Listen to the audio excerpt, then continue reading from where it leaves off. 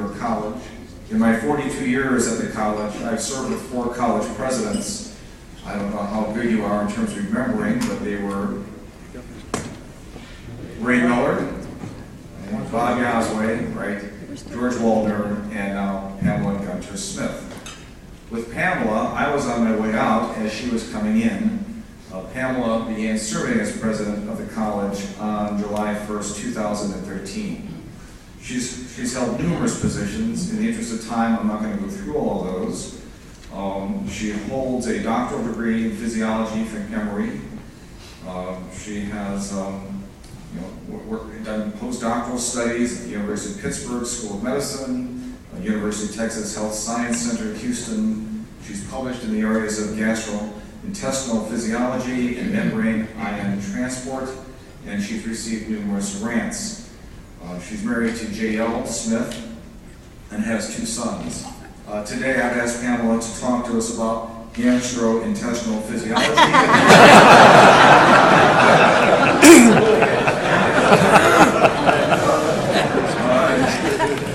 Looking forward to that. I don't know what the PowerPoint is on that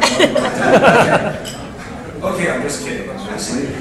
Today, she's going to be sharing with us her views for your college, its academics, and its relationship with the community. Pamela?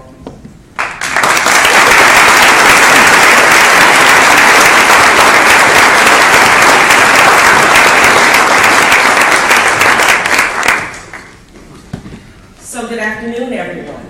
I must tell you, I'm a little anxious as I stand here. There are 3 reasons. The first is that my husband, J.L., I was telling Dave this a moment ago, it was at one point in his life a professional actor.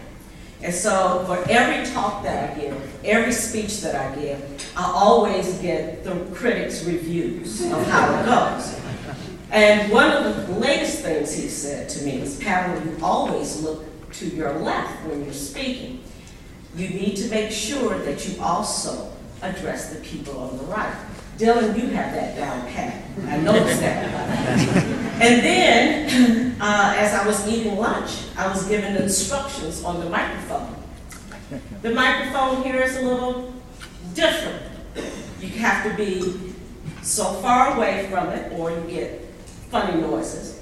And you have to be careful that as you are looking to your left and your right, that you stay in front of the mic. So that puts a little pressure on you.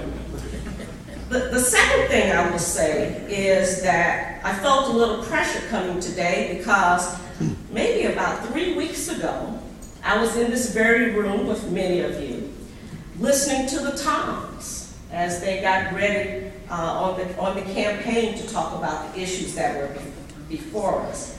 And so that's a little daunting when you think that you're standing in the place where the current governor and the governor-elect also stood to give an address.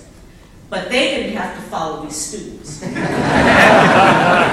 that is indeed, for me, I think the largest thing that's in my mind, that after the speeches of the students and the performance of the musicians, I might as well pack up my little speech and go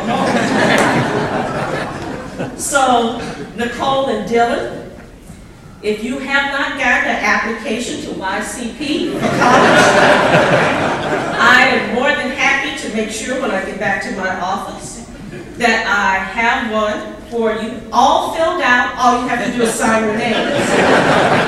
And don't worry about not being able to figure out whether you want to be, the weather person or the lawyer. We have programs that will help you make those decisions. So it's a real pleasure for me to be here. And I feel that I am among friends. Many of you are YCP alums. Many of you are friends of the college. And as a CEO, Chief Executive Officer, who reports to a board of trustees, there are at least 10 of my current bosses in the room as well. So it's a real pleasure to be here. In my remarks, I'm going to talk a little bit about the future of York College of Pennsylvania. And in particular, I'd like to talk about what I call the changing landscape of higher education. Because to talk about the future, I have to talk about what's going on, and indeed, the landscape of higher education has changed, especially in the post-2008 years. Fewer than 2 generations ago, higher education and the attainment of a college degree were valued by many as the way to a better life, a more secure future. It was recognized as an investment that would reap high returns. I know that my family, and in my family, education was valued. It was the way to that better life. It was the way to a career rather than just a job. And as a result, my family and those of my peers sacrificed to ensure that we succeeded in high school and that we were able to move on and receive college education. Indeed, in my time and many of your times, the pressure about doing well in high school wasn't so much about doing well to get into that elite institution. It was to do well so that you could get that scholarship that would help to make that affordable. Because doing well in high school could make the difference between going to college or not going to college. And in my family, there was always the belief that every generation should be better than the next. I'm sure that each of you can point to a value proposition for education. I can't think of any other better example than the process that we just participated in yesterday. And that is that education is important to a democratic society. The ability to think critically, making important decisions and judgments, being able to discern truth, and to make decisions about a course of action are all important. Those of you who are happy with the results of yesterday's elections think that we did well. Those of you who are not happy think that we still have some things to go. Some way to go in terms of helping people to make that decision. It's also looked upon as a way out of poverty, leading to the attainment of jobs with sufficient income to provide for a quality of life. That American dream, a home, being able to provide for one's family. Indeed, for the gentleman who graced this podium several weeks ago, funding for education in particular was a major issue and a major talking point for our just past election. What has changed in the post-2008 era is the public's perception of the value proposition for higher education. That is college worth the cost? What is its return on investment? It's ROI. Never before has this been questioned in our communities, and indeed in our country. What factors have led to what I will call devaluation in some quarters of a college education? There are several factors that I can point to. Increasing costs is certainly one of them, but one of the major factors is linked to the post-2008 recession, namely the underemployment of our graduates. You have all heard of and perhaps personally experienced the rising debt associated with college loans. Indeed, the news media tells us of graduates having $100,000 of debt and earning less than $25,000 a year. This is indeed a staggering statistic, especially when one considers that the poverty line in this country for a family of 3 is $19,000. So how then can an underemployed person expect to have that quality of life that we expect while paying off $100,000 in debt? That's more than the cost of a home in many communities. As a result, there's increased scrutiny of not only the cost of higher education, of its return on investment, and justifiably increased accountability on us, those engaged in higher education, on accountability for our outcomes. Now let me put this in real terms, however. While the stories you hear most often are those of these staggering deaths of $100,000 or more, the reality is that the average debt for a 4-year degree is about $35,000. And the reality is that the long-term return on investment of a 4-year degree over a high school education is 66% over one's lifetime. For those with master degrees, they will earn, on average, 100% more in greater income over their lifetimes than an individual with a high school education. And while the average price published for tuition for a private education is about $27,000 a year, the real net cost is half of that. And why is that? Because increasing competition for students has caused many institutions to increase the discount on tuition. So while tuition has increased, so too has the discounting of tuition, such that the overall net price remains a bargain. Now, York College takes great pride in offering a high-quality education at an affordable price. Our commitment to affordability is in our DNA. However, we too realize that a sticker price for our tuition of about $17,000 a year and a net price of about a third of that is still unaffordable for many. And for those who come to us, we have an increasing responsibility to deliver on the promise that the investment that they make will lead to a better outcome, not only great jobs, but also great and fulfilling lives. So what does this mean for the future of York College? For the past year, I've talked about a greater York College, and my theme has been going from great to greater. We have officially started our planning process this year, and we are engaging our community in a long-range strategic plan for the institution. So what can you expect from us in the future? When I came here, it was always said, what new building are you going to build next? What new program are you going to open? Because for the past decades or so, we have been engaged in growth. So what does this look like then for the coming years? Will we continue to grow? Most certainly. But given the declining numbers of traditional age high school students seeking college education, and those students who are seeking higher education have an increased financial need, we too are in a more competitive marketplace. We must also secure our enrollments by raising our profile and shifting the external conversation about York College of Pennsylvania from a focus on cost, moderate cost, to high quality. We must also continue to make good on our promise that our results matter, and we must be held accountable to that.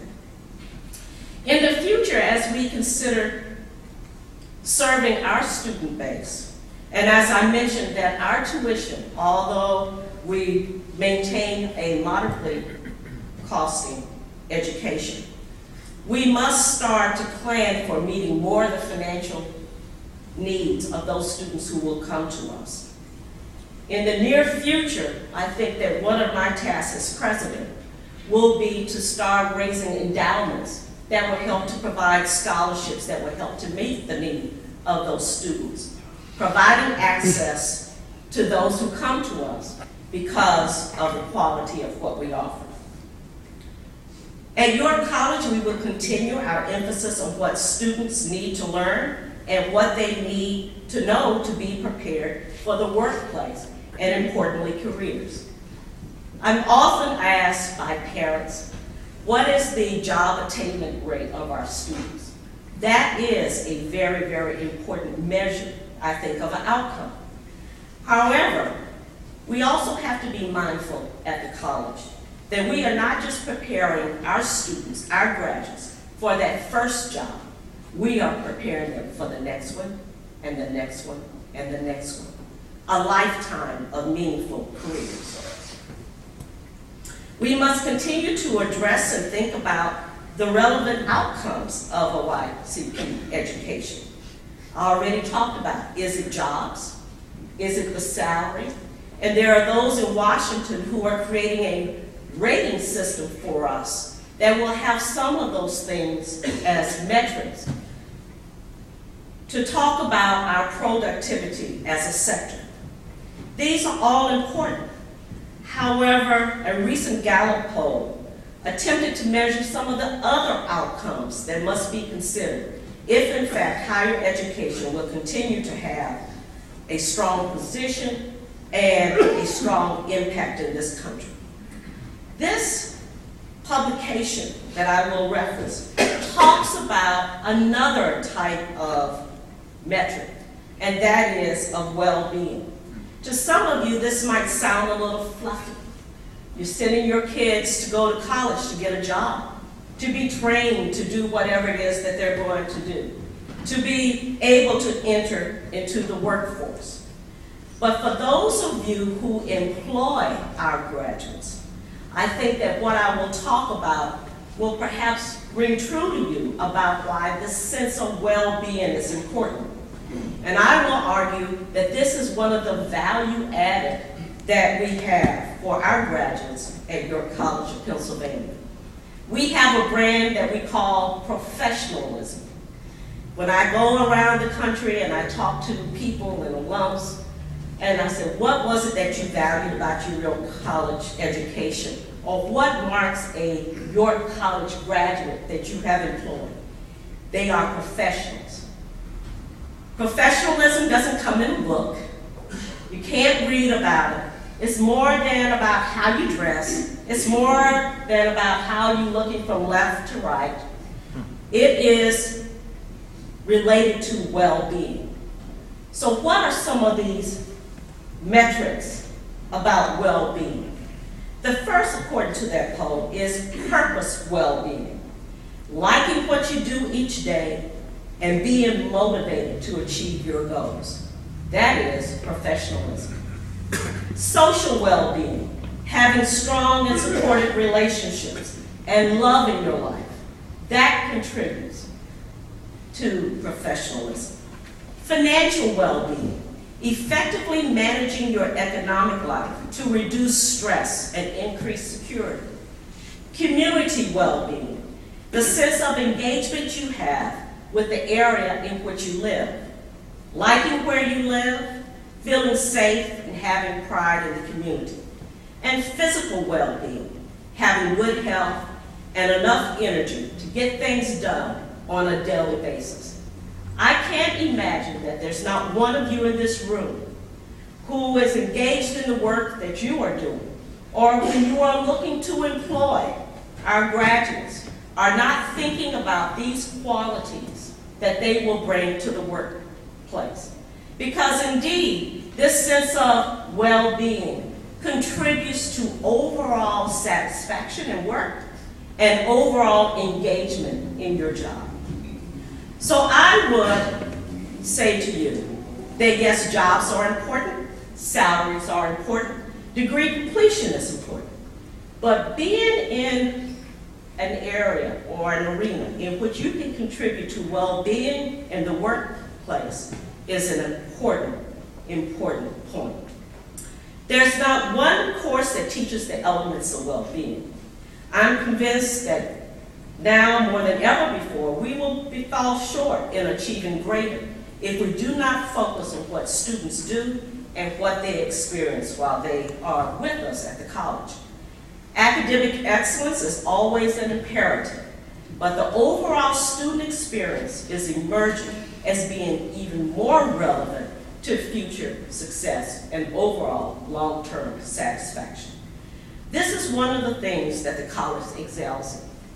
We have very strong professional programs, but underlying those professional programs is a strong base and a strong foundation in the liberal arts. And that is part of what contributes to our students being successful and being professionals. In my commencement speech last May, I talked about the value of one of my college experiences. I won't talk about all of that here now, but I had an opportunity to set up a Saturday reading academy with 3 of my roommates when I was in college. We did everything from raising funds to involving parents to setting the curriculum. I didn't know this would ultimately be my gig for my life here. But let me say that I learned more about that one experience, about leadership, about commitment, about being able to bring about transformative change than I ever got sitting in class with a biology book or by reading about Western civilization or learning to speak French. What I learned was what it meant to be committed to and engaged in a project that was greater than myself. Dylan has talked about that. The power of collaboration and the ability to inspire others. And while a solid business plan is always a good thing, knowing when to tweak it and modify it is even better. Therefore, the future of the college plan must include an even more intentional emphasis on what students do and what they experience while they are with us. Those things that would give them the extras that they need to be competitive. And as an example, at the college, we are launching next fall 2 major projects. One is the Graham Scholars Program, in which students from all majors will learn what it means to be an entrepreneur. Because moving forward, our students will need to have that entrepreneurial spirit if they're going to be successful.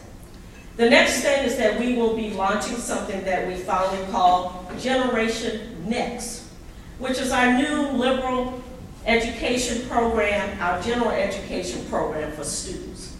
What's different about this program is that you won't select a art history from column A and a course in geography from column B in order to fulfill some breadth requirements. But rather, you will actually be engaged in a broader constellation of courses that actually will impact on your major. So for example, think about how important it would be for someone who is a business major to understand the relevance of business to the arts, the relevance of business to the education, and many other fields beyond just what they will be doing. Last year, through the generosity of our trustees and many friends of the college, I created the Great to Great Fund to incentivize our campus community to come up with ideas that will move the college forward. There's nothing better than having a little pot of money that you can say, if you have an idea, we can fund it.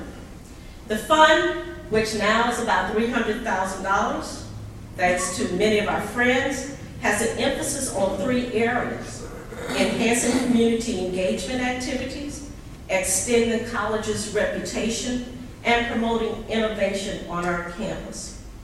Our community engagement activities will continue to leverage our partnerships with the businesses and nonprofits in the greater York community in ways that will benefit both the citizens of York and our students.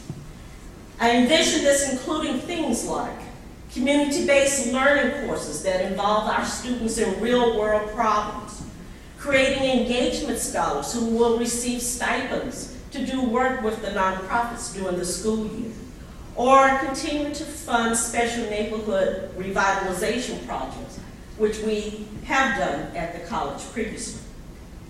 We also will extend the college's reputation by bringing noted professionals to our campus and to the broader community.